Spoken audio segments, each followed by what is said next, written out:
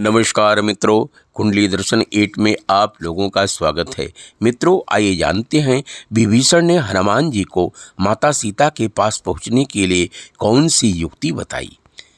वास्तव में विभीषण रावण की लंका के व्यवस्थापक के साथ वास्तविक प्रशासक भी थे। उन पर लंका की व्यवस्था छोड़कर रावण, मेघनाद आदि या तो दिग्विजय करने निकलते थे या अपनी विलास की क्रीड़ाओं में लगे रहते थे। अतः परम नीतिज्ञ विभीषण अपनी नीतिज्ञता के अनुसार लंका की व्यवस्था का सुसंचालन करते रहते थे। जब हनुमान जी ने विभीषण से कहा, मैं माता सीता का समाचार लेने आया हूँ, मैंने पूरी लंका देख ली किंतु माता का दर्शन नहीं कर सका। आप माता सीता के विषय में जानकारी जानते हैं पर प्रभु राम को नहीं देखा है। मैंने प्रभु राम को देखा है, माता को नहीं देखा है। आप मुझे माता का दर्शन करवा दें, मैं आपको प्रभु राम से मिलवा दूंगा।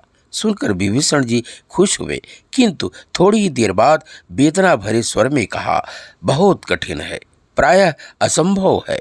आपकी मंगल कामना कर सकता हूँ, मैं साथ चलकर आपको वहाँ तक पहुँचाने में असमर्थ हूँ। हाँ, वहाँ कभी कभी मेरी पत्नी शर्मा जाती है। मेरी बेटी तृष्णा वहाँ सेवा में नियुक्त है। किसी राक्षस को या मुझे वहाँ जाने पर पाबंदी है। हनुमान जी ने कहा, ठीक है, आप माता का दर्शन कराने नहीं जाएंगे, वहाँ तक पहुँचने की कोई युक्ति तो बतला सकते हैं। तब जुगत विभीषण शकल सुनाई, चलेऊ पवन सुत विदा कराई। वाल्मीकि रामायण के अनुसार विभीषण जी हनुमान जी को पता बतलाते हैं। इंद्र के नंदन वन से भी सुंदर रावण का अत्यंत प्रिय वन है। वायुदेव उसकी स्वच्छता रखते हैं, मेघ और वरुण देव उसकी सिंचाई करते हैं। सूर्य उस वन पर कभी प्रखर ताप नहीं डालते। अन्य देवता भी उस वन के सेवक हैं।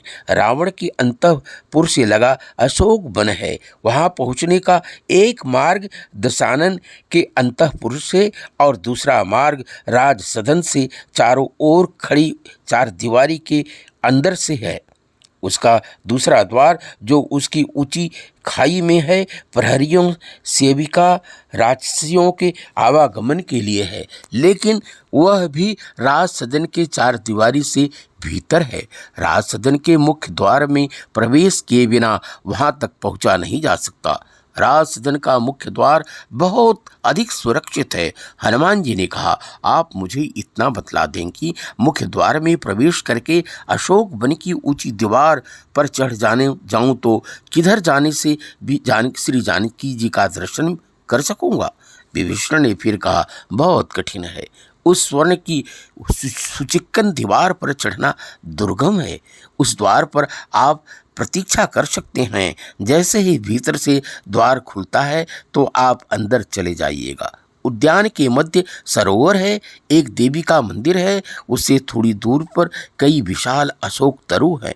सीता उन्हीं में से किसी एक तरु के मूल में बैठी रहती हैं। जय सीताराम। हनुमान जी ने हाथ जोड़कर मस्तक झुकाया। उनके लिए अब समय बहुत कम था। अंगूश बराबर बनकर दौड़ चले राजभवन के भीतर चले गए। राक्षस प्रहरी रात के नींद से मतवाले हो रहे थे। भवन के मध्य कक्ष में गए, अंतःपुर की ओर घूमे तो अशोक वन की चार दीवारी आ गई। कूदकर ऊपर चढ़ गए। प्रातः जैसे ही द्वार खुला, उस विशाल अशोक तरु पर नन्ही गिलहरी की तरह चढ़ गए और ऊपर से ही माता सीता का दर्शन कर मगन होने लगे। मित्रों, अभी आप लोगों ने सुना विभीषण ने हनुमान जी को माता सीता के पास पहुंचने के लिए कौन सी युक्ति बताई। अच्छा लगा हो तो लाइक, सब्सक्राइब करें। धन्यवाद।